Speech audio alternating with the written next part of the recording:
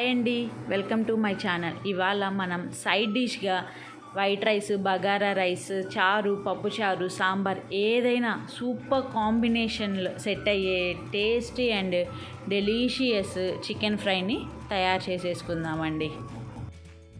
ముందుగా చికెన్ని బాగా క్లీన్ చేసుకోవాలండి.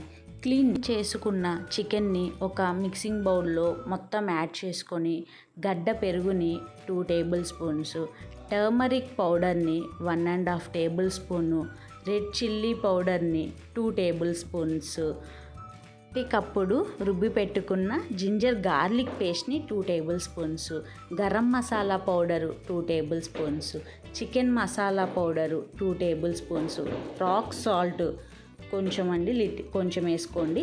అంతా బాగా పీస్కి మసాలా అబ్జార్బ్ అయ్యేలాగా బాగా కలిపి పెట్టుకోండి. బాగా కలుపుకొని నేను ఒక 2 టేబుల్ స్పూన్స్ లెమన్ జ్యూస్ వేసుకుంటున్నానండి. లెమన్ జ్యూస్ ఎందుకు వేసుకుంటున్నాను అని అంటే పీస్ అనేది చెదిరిపోకుండా, మనము ఉడకబెట్టేటప్పుడు పీస్ అనేది చెదిరిపోకుండా మంచిగా ఉంటుందండి.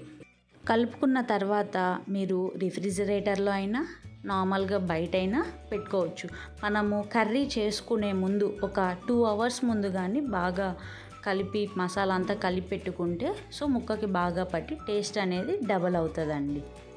ఒక కడాయి పెట్టుకొని అందులో కొంచెం ఎక్కువ ఆయిల్ యాడ్ చేసుకోండి. ఎందుకంటే మనము ఫ్రై చేసుకుంటున్నాం కాబట్టి కొంచెం ఆయిల్ ఎక్కువే ఉండాలి. ఆయిల్ బాగా హీట్ అయ్యాక ముందుగా మనము onion, tomato, 2 or 3 red chillies అయినా కానీ గ్రీన్ చిల్లీస్ అయినా కానీ మొత్తం యాడ్ చేసుకొని ఒక ప్యూరీ లాగా చేసుకొని ఆ ప్యూరీని హీట్ అయిన ఆయిల్లో వేసుకొని బాగా కలుపుకోవాలండి. అది బాగా హీట్ అయ్యింది, బాయిల్ అయిపోయింది అని అంటే ఆయిల్ అనేది పైకి వస్తూ ఉంటుంది. ఆయిల్ పైకి రాగానే మనము చికెన్ మొత్తాన్ని యాడ్ చేసుకోవాలండి. యాడ్ చేసుకున్న తర్వాత ఏం చేయాలంటే మనము ఏదైతే ఆ టమాటో ప్యూరీ అనేది ఉంటుందో ఆ ప్యూరీ మొత్తాన్ని చికెన్కి పట్టేలాగా బాగా కలుపుకోవాలండి. బాగా కలుపుకుంటే టొమాటో ఆనియన్ ఫ్లేవర్ అంతా మనకి పీస్కి అనేది బాగా పడుతుంది. లేదు మనము కిందనే ఉంచేసాము అని అంటే కింద పీసెస్కి పట్టిద్ది కానీ పై పీసెస్కి ఏం పట్టదు. అందుకని బాగా కలుపుకోవాలండి.